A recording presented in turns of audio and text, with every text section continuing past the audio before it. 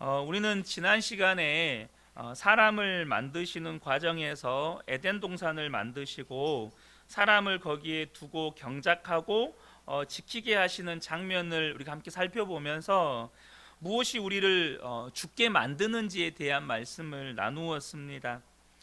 그런데 제가 지난 시간에 말씀을 나눌 때 이 생명나무와 선악을 알게 하는 나무에 대해서 나누는 부분에서 약간의 오해를 불러일으킨 부분이 있었던 것 같아요. 그래서 그 부분에 대한 부연 설명을 하고 오늘 말씀을 마저 나누었으면 좋겠습니다. 지난 시간에 나누었던 이 생명나무와 선악을 알게 하는 나무에 관한 말씀의 요지는 선악을 알게 하는 나무의 의미나 역할에 관한 부분이 아니었습니다. 하나님께서 왜 생명나무와 선악을 알게 하는 나무 이 두 가지를 동산에 두셨느냐는 거예요. 그것이 바로 우리에게 자유를 주셨다는 것을 의미한다는 것이었습니다. 하나님은 우리가 그 자유로서 생명나무를 선택하기를 원하셨습니다. 이 자유의 핵심은 선택이라는 것이죠. 그러나 첫 번째 사람 아담은 하나님이 주신 자유로 하나님의 말씀에 순종하는 편을 선택한 게 아니고 하나님의 말씀에 불순종하고 마귀의 말을 따랐습니다. 그리고 선악과를 따먹는 편을 선택을 한 것이죠. 사실 그렇게 하면 진정 하나님처럼 되어서 자유로울 줄 알았는데 실상은 마귀의 종이 되고 죄의 종이 되어버렸습니다. 사도 바울은 로마서 6장에서 이런 말씀을 합니다. 로마서 6장 16절을 보면 너희 자신을 종으로 내주어 누구에게 순종하든지 그 순종함을 받는 자의 종이 되는 줄을 너희가 알지 못하느냐. 혹은 죄의 종으로 사망에 이르고 혹은 순종의 종으로 의에 이르느니라. 누구에게 순종을 하든지 그 순종하는 자의 종이 된다는 거예요. 근데 아담이 누구에게 순종했죠? 마귀에게 순종했단 말이에요. 그래서 인간은 바로 마귀와 죄의 종로로 타게 되었다는 것입니다.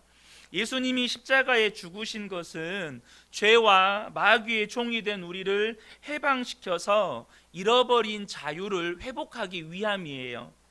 그래서 예수 그리스도 안에서 얻게 된 자유로 이제는 그 자유를 가지고 육체의 기회를 삼지 말고 육신이 원하는 대로 죄 지으면서 살지 말고 의를 행하면서 살라는 거예요. 사랑하면서 살고 거룩하게 살라는 것입니다.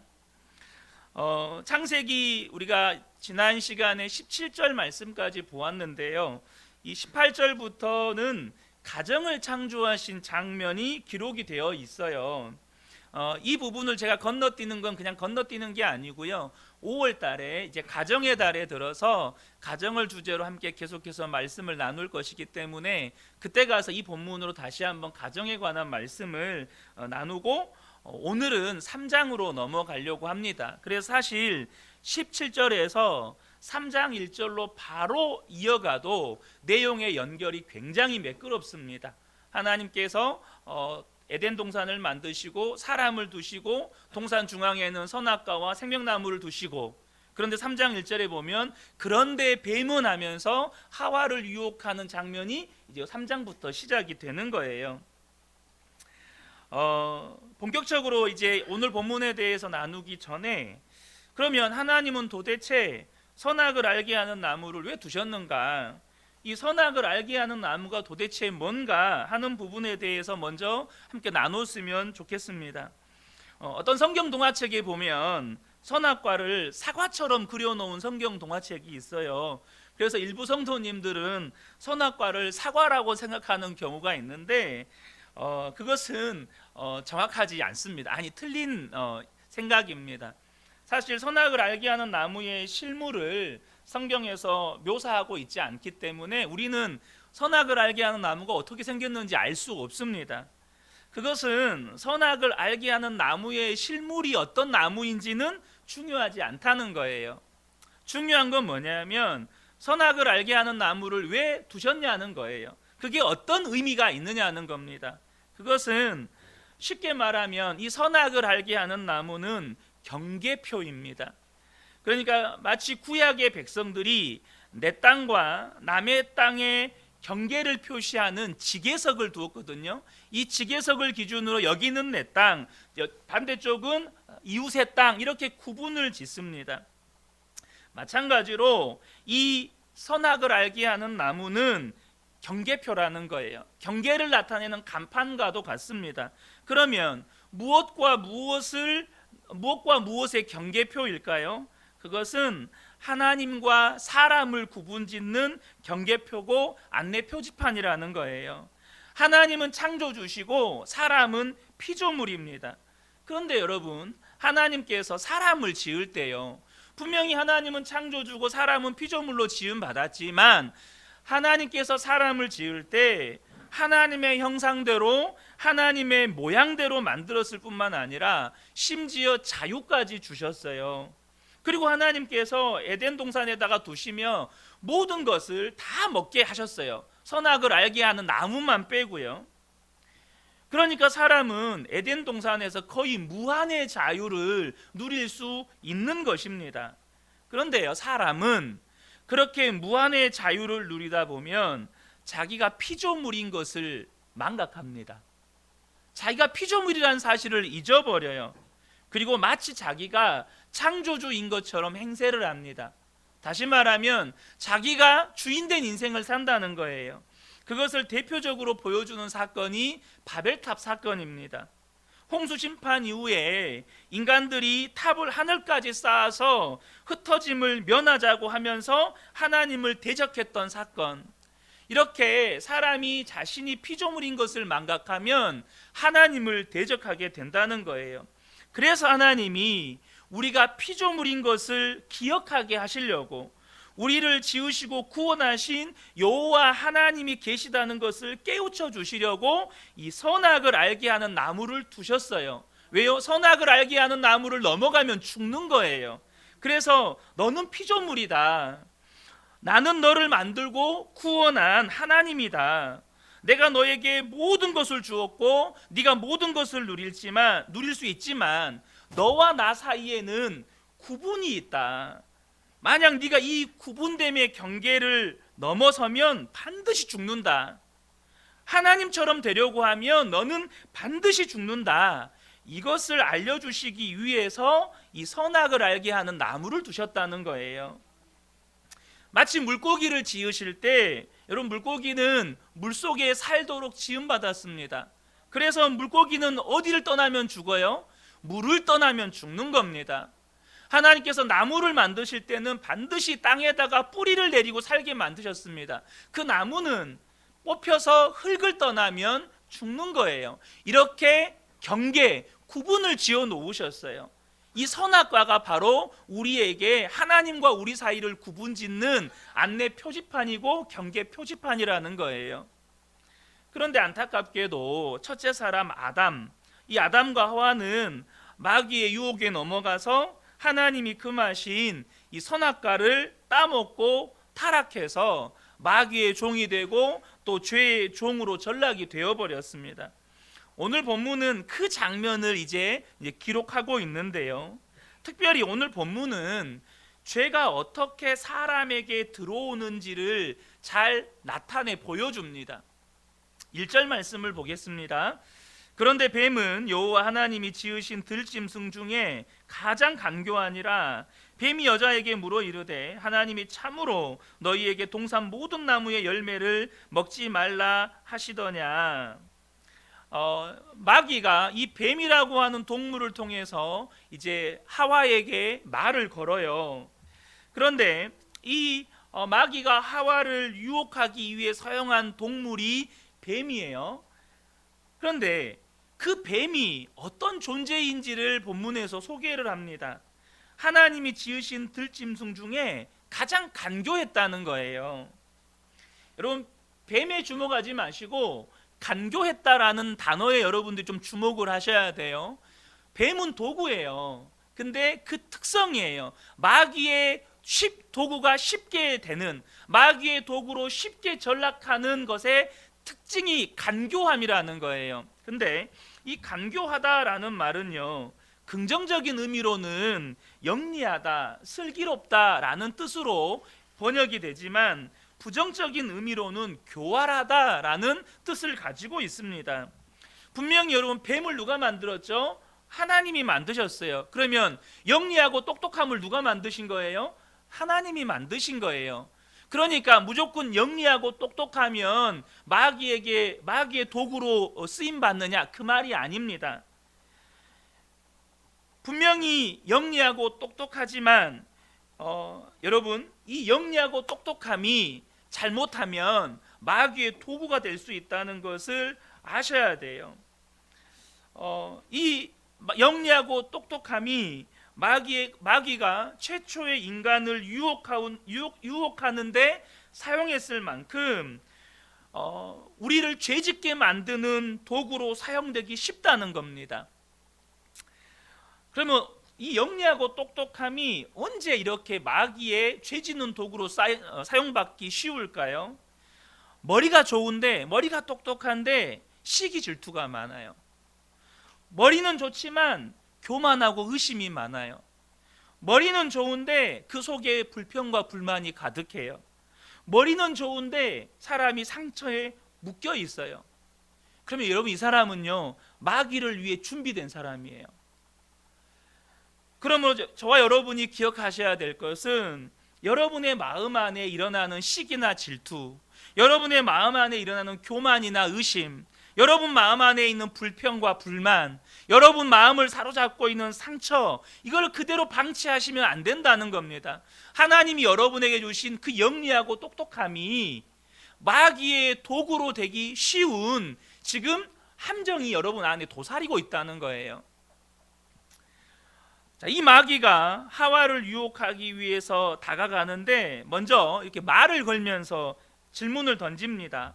하나님이 참으로 너희에게 동산 모든 나무의 열매를 먹지 말라 하시더냐? 여러분, 마귀가 하와에게 이 질문을 할 때요, 적어도 마귀는 하와에 대해서 두 가지 사실을 분명하게 알고 있었습니다. 첫 번째는 뭐냐 하면, 하와가 하나님께 이 열매는 분명히 먹지 말아라, 먹으면 반드시 죽는다고 하셨다는 말을 들었던 것을 마귀가 알고 있어요. 그러니까 하와도 분명하게 하나님의 말씀을 들었고 그것을 알고 있었다는 걸 마귀가 안다는 거예요. 그런데 마귀는 그것만 아는 게 아닙니다. 두 번째로 마귀가 알고 있었던 건, 이렇게 질문했던 마귀의 의도가 있어요. 그것은 하와 안에 하나님의 말씀을 들었음에도 불구하고 하나님의 말씀에 대한 의심과 불만의 씨를 가지고 있었다는 거예요. 다시 말하면 하와가 유혹받기 쉬운 그 씨앗이, 불씨가 하와 안에 있었다는 거예요. 하와의 마음이 이 선악을 알게 하는 나무의 열매를 먹지 말라고 하신 것에 대해서 의심하고 불만을 가지고 있었을 때, 이미 하와의 마음은 유혹받기 쉬운 마음의 상태에 있었다는 겁니다. 여러분, 기본적으로 유혹은요, 사람이 불러들이는 거예요. 사람이 유혹을 불러들이는 존재라는 겁니다. 야고보서 1장 14절을 보면, 오직 각 사람이 시험을 받는 것은 자기 욕심에 끌려 미혹됨이니라고 말씀합니다. 여기서 시험은 유혹을 말하는데, 왜 유혹을 받아요? 내 안에 유혹받기 쉬운 마음 상태가 있다는 거예요. 여러분, 유혹은요, 어느 날 느닷없이 갑자기 찾아오는 게 아닙니다. 사람이 사기꾼에게 사기를 당하는 건 왜 그렇죠? 그 마음 안에 돈에 대한 욕심이 이미 자리 잡고 있기 때문이에요. 여러분, 파리가 모여드는 건 먹을 것이 있기 때문입니다. 아무것도 없으면 아무것도 오지 않아요. 내 안에 파리를 끄는 부패한 음식물이 있으니까 파리가 꼬여드는 거예요. 그러므로 저와 여러분이 정결하게 사셔야 돼요. 그 방법은 뭘까요? 나는 죽고 예수로 사는 것 외에는 우리가 정결하게 사는 방법이 없어요. 내 안에 계신 예수님과 동행하고 사는 것 외에는 정결하게 사는 방법이 없습니다. 여러분 안에 예수님이 계신 게 분명하면 유혹받을 이유가 없어지는 거예요. 유혹받을 원인이 없어진다는 겁니다. 그러면 우리가 정결하지 못하여서 유혹받게 되면 방법이 없는 겁니까? 지금 하와에게 마귀의 유혹이 왔잖아요. 우리가 항상 정결한 마음 가지고 살면 좋겠지만 그렇지 못할 때 있잖아요. 우리 안에도 탐심이 있고 욕심이 있고 우리 안에도 때로는 시기와 질투가 생기고 우리 안에도 때로는 분노가 생기고 그러잖아요. 그럼 그런 마음 상태에서 마귀의 유혹이 오면 방법 없이 그냥 속절없이 넘어지는 겁니까? 그렇지 않다는 겁니다. 여러분, 오늘 우리가 하와가 왜 마귀의 유혹에 넘어갔는지를 살펴보면서 우리는 그와 반대로 살게 되기를 축복합니다. 왜 하와는 마귀의 유혹에 그렇게 쉽게 넘어가 버렸을까요? 첫 번째가 뭐냐면 하와가 마귀를 대적하지 않았다는 거예요. 하와는 마귀를 대적하지 않았어요. 하와는 마귀가 말을 걸어올 때 그를 대적하지 않고 오히려 그와 말을 섞으면서 깊은 교제를 나눕니다. 마귀와 깊은 대화를 나눠요. 여러분, 마귀는요 지금도 저와 여러분에게 끊임없이 우리를 유혹하기 위해서 말을 걸어요. 마귀가 실제로 이렇게 짠 나타나가지고 유혹하는 게 아니고요, 여러분의 생각에서 말을 걸어요. 여러분의 생각으로 마귀가 끊임없이 말을 건다는 거예요. 마귀는 우리의 마음에 있는 유혹의 씨앗을 건드리는 생각을 끊임없이 집어넣습니다. 요한복음 13장 2절을 보면 마귀가 벌써 시몬의 아들 가롯 유다의 마음에 예수를 팔 생각을 넣었더라. 가롯 유다가 그날 예수님이 고난 받기 전날 갑자기 예수님을 판 게 아니에요. 예수님 팔아야겠다, 이게 아닙니다.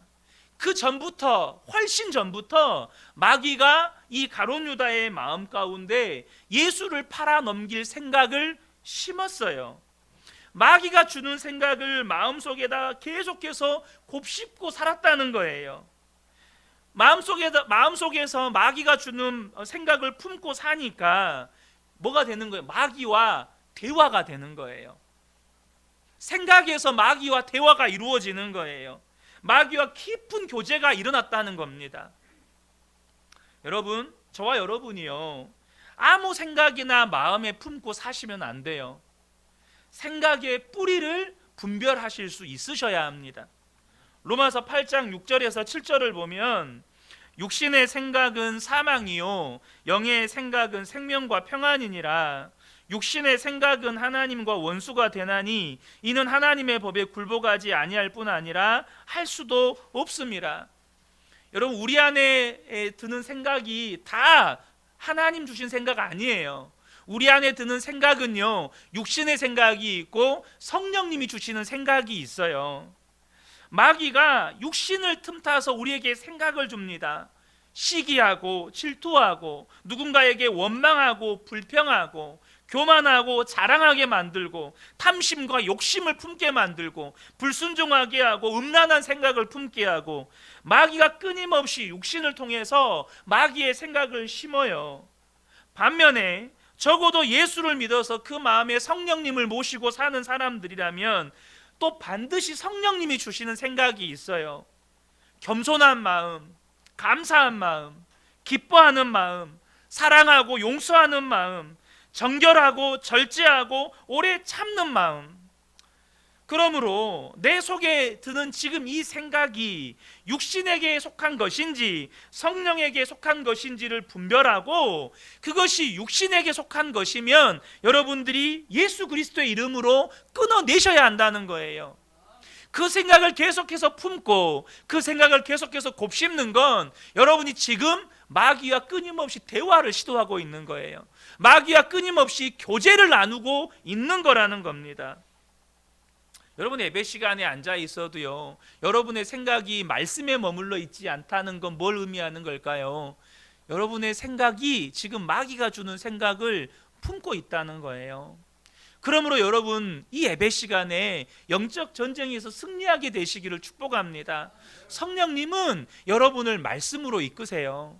성령님은 여러분을 하나님께로 이끄십니다. 그러나 마귀는 여러분의 육신이 좋아하는 거, 야 그냥 자, 말씀에 집중하지 마. 그 말씀 들어서 뭐해? 지루하기만 하지. 말씀 믿어서 뭐해? 그 말씀이 네 삶에 무슨 능력이 있어? 예수 믿어도 네 삶이 뭐가 바뀌었어? 여러분 잘 분별하셔야 한다는 겁니다. 특별히 마귀가 여러분에게 어떤 생각을 심어줄 때는 의도가 있어요. 마귀가 하와에게 질문할 때 의도가 있었어요. 그것은 하와 안에 있는 하나님의 말씀에 대한 의심과 불만을 더욱더 증폭시켜서 하나님을 대적하게 만들려는 의도가 있었다는 겁니다. 여러분 안에 마귀가 육신을 통해서 생각을 심어줄 때 마귀의 의도도 똑같아요. 여러분 안에 있는 의심, 여러분 안에 있는 불신, 여러분 안에 있는 교만, 여러분 안에 있는 육신의 생각들을 더욱더 키워서 하나님을 대적하게 하려는 거라는 겁니다. 하나님을 더 의심하라고, 하나님께 더 불만을 가지라고, 그래서 하나님을 대적하라고. 그러므로 그 생각을 품지 말고 예수 그리스도의 이름으로 그 즉시 여러분 끊어내셔야 돼요. 우리 야고보서 4장 7절 말씀을 우리 함께 읽었으면 좋겠습니다. 시작. 그런즉 너희는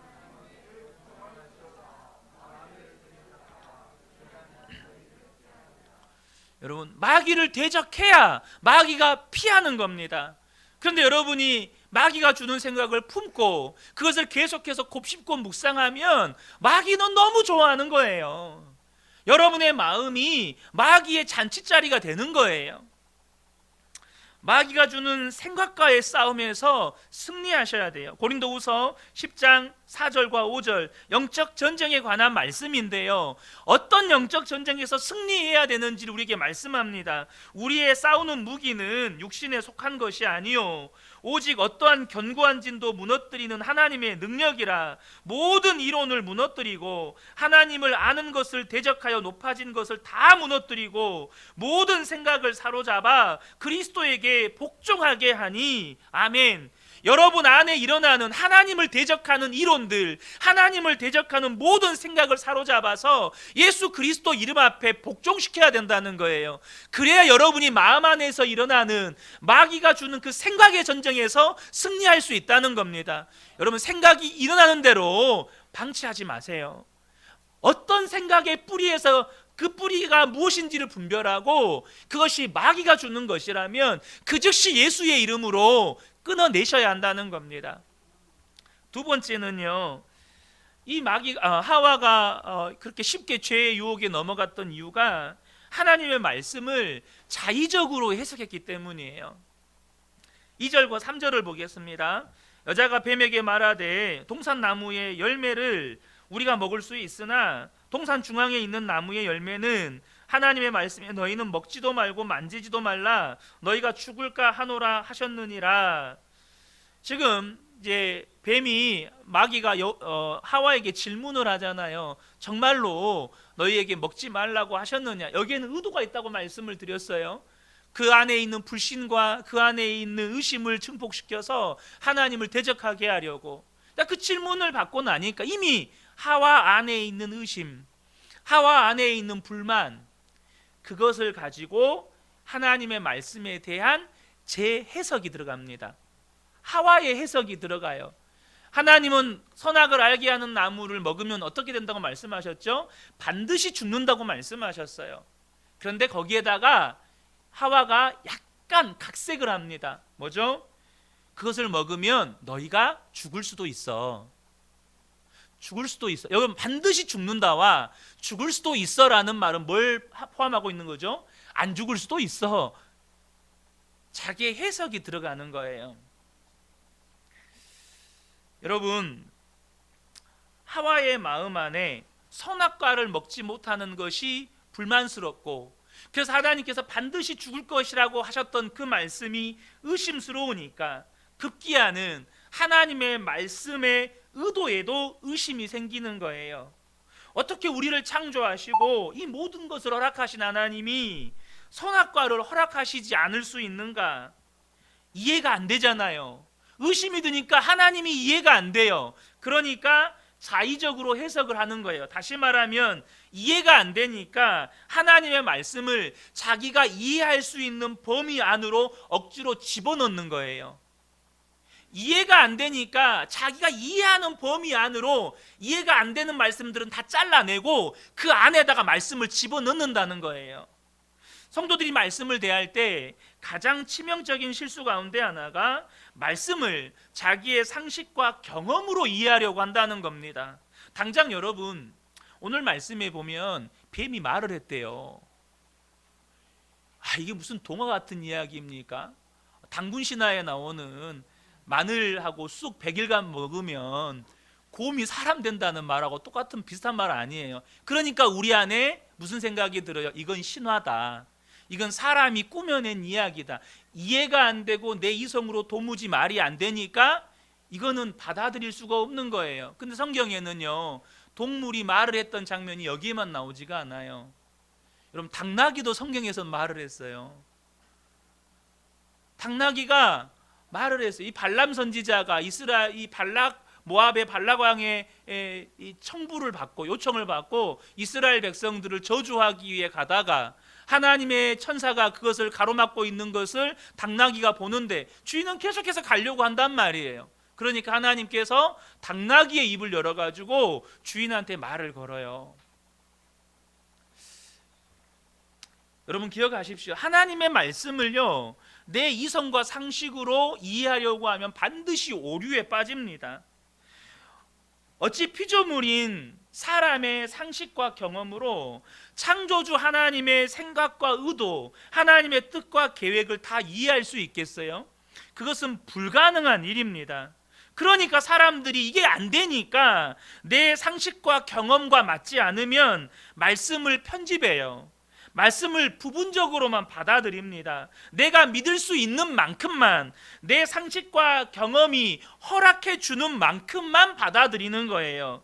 그러니까 신학 중에서도 자유주의 신학이 나오는 거예요. 오직 하나님의 말씀을 인간의 이성으로 이해하고 해석하려는 시도를 하는 거죠. 그러다 보니까 신학자 중에서도 예수님의 성육신이 안 믿어져요. 예수님이 처녀의 몸에서 태어났다는 것이 절대 안 믿어져요. 예수님의 부활도 절대 안 믿어져요. 동성애도 사랑이라고 말을 해요. 왜요? 자기의 상식과 경험으로는 이게 도무지 말씀이 안 받아들여지니까. 그런데 여러분이 하나님을 알지 못하면 하나님의 말씀이 다 의심이 되고 갈등이 돼요. 하지만 하나님이 누구신지를 알면, 하나님의 전지전능하심에 눈이 뜨여지면 성경의 어떤 말씀도 믿는데 문제가 되지 않아요. 성경의 어떤 말씀도 여러분 그것을 믿는데 문제가 되지 않아요. 예수님을 알게 되면 그분이 물로 포도주로 바꿀 수 있다는 걸 믿어요. 예수님을 알게 되면 그분이 풍랑을 향하여 잠잠하라고 명령하셨을 때 바람과 파도가 잔잔하게 되어졌다는 이 말씀이 믿어지는 거예요. 어떻게 자연이 하나님께 순종할 수 있죠?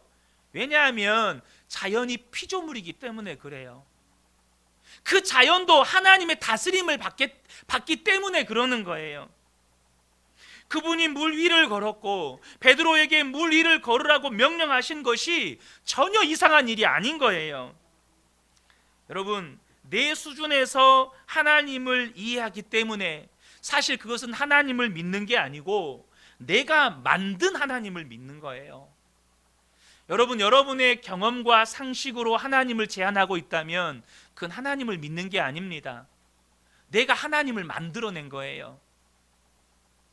그것이 우리의 믿음의 성장을 가로막는 큰 장애물이 된다는 겁니다. 많은 성도들 안에 다양한 신앙의 좌절이 있습니다. 제가 종종 드리는 말씀인데요, 예수 믿어도 죄는 어쩔 수 없다. 예수 믿어도 다 그렇게 죄짓고 살면서 죄짓고 회개하다가 다 하나님 앞에 가는 거지. 예수 믿어도 기도해도 소용없더라. 사랑해도 순종해도 충성해도 소용없더라. 나중에 나만 상처받는다. 여러분, 이런 말들이 다 어디에서 나오는 겁니까? 말씀에서 나왔습니까? 여러분, 말씀에 사랑해도 소용없다, 용서해도 소용없다, 기도해도 소용없다, 죄는 이길 수 없는 거다, 이런 말씀이 없어요. 그럼 도대체 그런 생각들이 다 어디에서 나온 겁니까? 다 자기의 경험에서 나온 거예요. 예수 믿어도 자기는 죄를 이겨본 경험이 없거든요. 예수를 믿고 기도를 하지만 별로 기도 응답을 받아본 경험이 없어요. 예수 믿고 사랑하고 용서해받고 충성해봤는데 오히려 상처받은 경험만 있어요. 그러니까 사랑해라, 용서해라, 순종해라, 충성해라 이런 말씀을 들으면 거부감이 드는 거예요. 기도하라는 말을 들으면 거부감이 드는 거예요. 여러분, 그럼 성경을 한번 보세요. 죄를 이기며 살았던 믿음의 사람들은 도대체 뭡니까? 스데반은 죽어가면서 자기에게 돌을 던지는 사람에게 하나님 저들을 용서해 주십시오, 자기들이 지금 무슨 죄를 저지르고 있는지 알지 못합니다 라고 기도했던, 도대체 스데반은 어떤 사람인 겁니까? 우리와 다른 예수를 믿는 겁니까? 결국 그렇지 않다는 겁니다. 우리가 믿는 예수님이나 스데반이 믿었던 예수님이나 똑같은 예수님이세요. 그가 믿는 예수님도, 우리가 믿는 예수님도 십자가에 달려 죽으신 예수님이시고, 십자가에 죽으실 때 자기를 향하여서 조롱하고 핍박하던 자들을 용서해달라고 기도하셨던 분이시고, 우리 죄를 위해서 십자가에서 대신 죽으신 분이세요. 그런데 그가 믿는 예수님, 우리가 믿는 예수님, 믿음의 결과가 이렇게 다른가요? 사랑하는 성도 여러분, 나의 경험과 나의 상식으로 하나님의 말씀을 제한하면 제한할수록 나의 믿음도 제한받습니다. 하나님의 말씀은 진리입니다.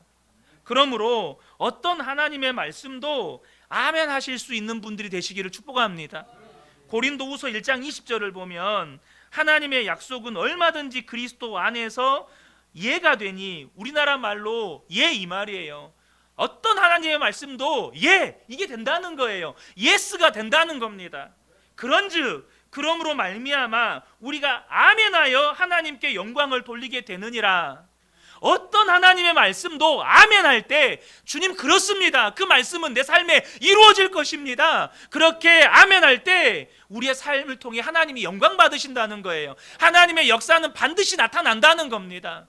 내 상식과 경험으로 하나님의 말씀을 제한하면 제한할수록 하나님의 말씀은 어떤 것도 내 삶에 역사하지 않아요. 자, 세 번째입니다. 세 번째는 이 하와가 마귀의 말을 반복해서 들었어요. 마귀의 말을 반복해서 들었기 때문에 그가 죄의 유혹에 쉽게 넘어갔다는 거예요. 사람은 기본적으로 주변의 환경에 영향을 받습니다. 그러니까 내가 평상시 자주 듣는 것, 보는 것, 경험하게 되는 것에 영향을 받아요. 우리가 주변에서 환경에 영향을 받는다는 어떤 교훈을 나타내는 사자성어 많죠. 뭐 금묵자흑, 근주자적, 또 맹모 삼천지교 다 들어보셨죠? 다 그런 말들이 사람이 환경에 영향을 받는다는 것을 나타내는 사자성어나 교훈 아니겠습니까? 근데 오늘 본문에 보면 이 하와가요, 4절과 5절을 보겠습니다. 뱀이 여자에게 이르되 너희가 결코 죽지 아니하리라. 너희가 그것을 먹는 날에는 너희 눈이 밝아져 하나님과 같이 되어 선악을 알 줄을 하나님이 아심이니라.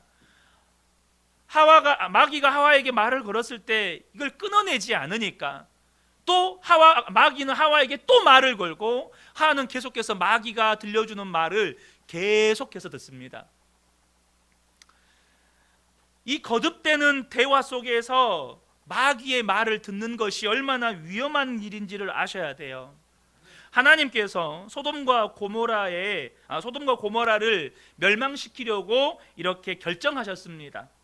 그리고 그 심판을 위해서 두 천사를 이 소돔과 고모라에 보내시는데, 소돔 땅에 살고 있던 아브라함의 조카 롯이 그 두 천사를 보고 자기 집으로 초대를 해요. 롯이 그 두 천사를 자기 집으로 초대한 이유는 이 소돔성이 얼마나 심각하게 타락한 성인지 알기 때문에 그들이 밤에 길거리에서 보내게 되면 심각하게 어려운 일을 당할 수 있기 때문이에요. 그래서 이 두 천사가 롯의 집에 오게 되는데 그날 밤에 정말 기가 막힌 일이 벌어집니다. 창세기 19장 4절과 5절입니다. 그들이 눕기 전에 그 성 사람 곧 소돔 백성들이 노소를 막론하고 원근에서 다 모여 그 집을 에워싸고 롯을 부르고 그에게 이르되 오늘 밤에 내게 온 사람들이 어디 있느냐 이끌어내라, 우리가 그들을 상관하리라. 지금 소돔성에 있는 남녀노소들이 모여가지고 이 두 천사를 끄집어 내려는 거예요. 뭐 하려고요? 우리가 그들을 상관하겠다는 거예요. 우리가 그들을 상관하리라는 말은 성폭행하겠다는 말입니다. 소돔성이 얼마나 성적으로 타락했던지 그 성적인 타락은 우리의 상상을 초월합니다. 여러분, 남색 혹은 수간이라고 하는 이 끔찍한 이 영어 단어 사듬이라고 하는 단어인데요, SODOMY라는 이 단어가 잘 보시면 소돔이 그 안에 들어있죠. 소돔이라고 하는 이 소돔에서 유래된 단어가 이 사듬이라는 단어예요. 그만큼 이 소돔성은 성적으로 타락한 도시였다는 거예요. 그런데 우리가 주목해야 될 것은 그 소돔성의 타락이 아니에요. 롯의 타락이에요. 더 기가 막힌 일이 그 다음에 일어나요. 7절과 8절인데, 이르되 청하노니 내 형제들아 이런 악을 행하지 말라. 내게 남자를 가까이 하지 아니한 두 딸이 있노라. 청하건대 내가 그들을 너희에게 이끌어 내리니 너희 눈에 좋을 대로 그들에게 행하고, 이 사람들은 내 집에 들어왔은즉 이 사람들에게는 아무 일도 저지르지 말라. 롯은 자기 집에 온 손님인 두 천사를 지키고 싶었어요. 그래서 롯이 선택한 방법이 뭐였습니까? 자기 집에 아직 결혼하지 않은 처녀인 두 딸을 지금 두 천사를 성폭행하기 위해 온 사람들에게 내어줄 테니 너희들이 마음껏 성폭행을 하든지 뭘 하든지 이 두 딸에게 행하라는 거예요. 여러분, 이게 뭘 의미하는 겁니까? 롯이 소돔성에 오래 살면서 그 땅의 죄악된 문화와 풍습을 늘 접하고 살다 보니까 자기도 모르게 그 죄에 물들어 있는 거예요. 자기도 모르게 그 영향 아래에 있는 거예요. 소돔 사람들의 그 악한 가치관이, 그 악한 죄악의 습성이 롯에게도 뼛속 깊이 스며들어 있는 거예요. 여러분, 내가 무언가를 얼만큼 자주 접하느냐, 내가 얼마나 자주 보고 자주 듣고 그것들과 교제하느냐가 내 속에 무엇을 채우느냐를 결정합니다. 지금 하와가요, 계속해서 마귀의 말을 들어요. 그것은 마귀의 말을 자기의 영혼에게 먹이고 있는 거예요. 자기도 모르는 사이에 마귀의 영향을 받고 있는 겁니다. 여러분, 지금 여러분의 영혼에게 무엇을 먹이고 계십니까? 무엇보다도 이 시대를 살아가는 성도들에게 안타까운 현실은 각종 인터넷 매체나 미디어를 통해서 우리가 인식하지도 못하는 사이에 너무나도 많은 세상의 죄악된 가치관이 스며들어와 있다는 거예요. 그것도 모르는 수많은 성도들이 중독이라고 할 만큼 유튜브나 영화나 드라마를 통해서 끊임없이 자기 영혼에게 세상의 가치관을 먹이고 있다는 겁니다.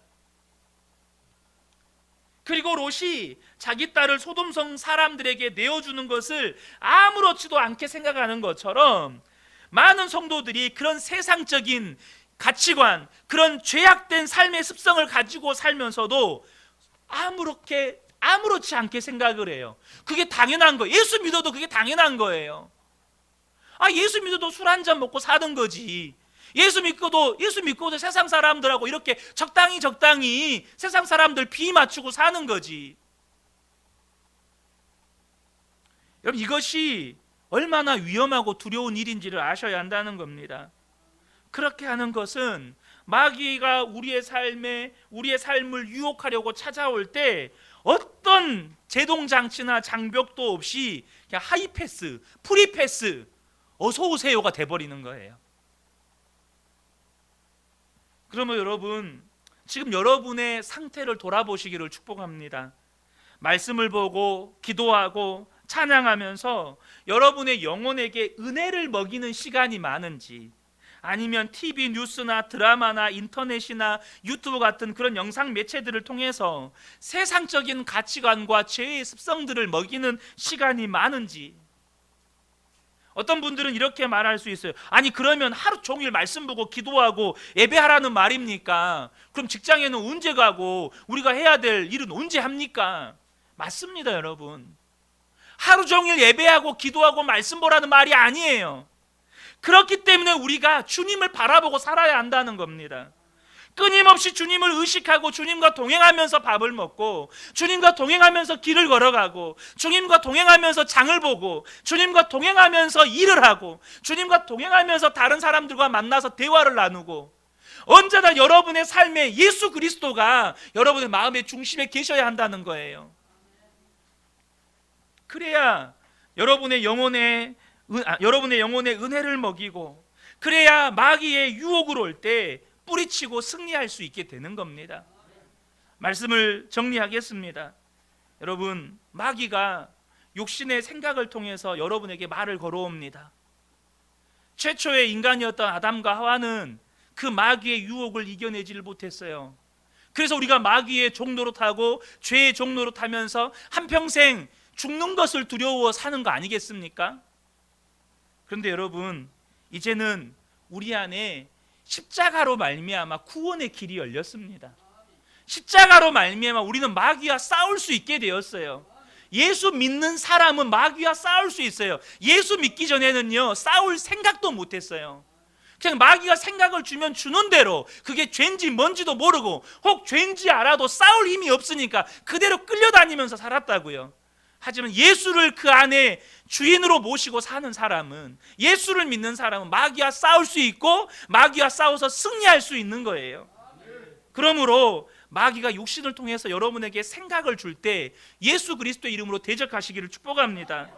말씀이 이해가 안 된다고, 내 상식과 경험과 도저히 맞지 않는다고 그것을 재해석하거나 혹은 그것을 편집하거나 혹은 그것을 잘라내지 말고 말씀 그대로 아멘할 수 있는 분들 되시기를 축복합니다. 여러분의 영혼에게 세상적인 가치관, 죄의 습성들을 먹이지 마시고 정말로 주님과 동행하면서 주님 바라보면서 여러분의 영혼에게 은혜를 먹이십시오. 그러면 죄의 유혹이 와도 뿌리칠 수 있어요. 죄의 유혹이 와도 싸워서 승리할 수 있습니다. 하나님의 말씀이 말씀대로 내 삶에 역사하는 것을 경험하게 되는 거예요. 우리 모든 성도님들이 죄의 유혹에서 승리함으로 날마다 그리스도의 영광을 드러내는 복된 삶을 사시기를 예수님의 이름으로 축복합니다. 아멘.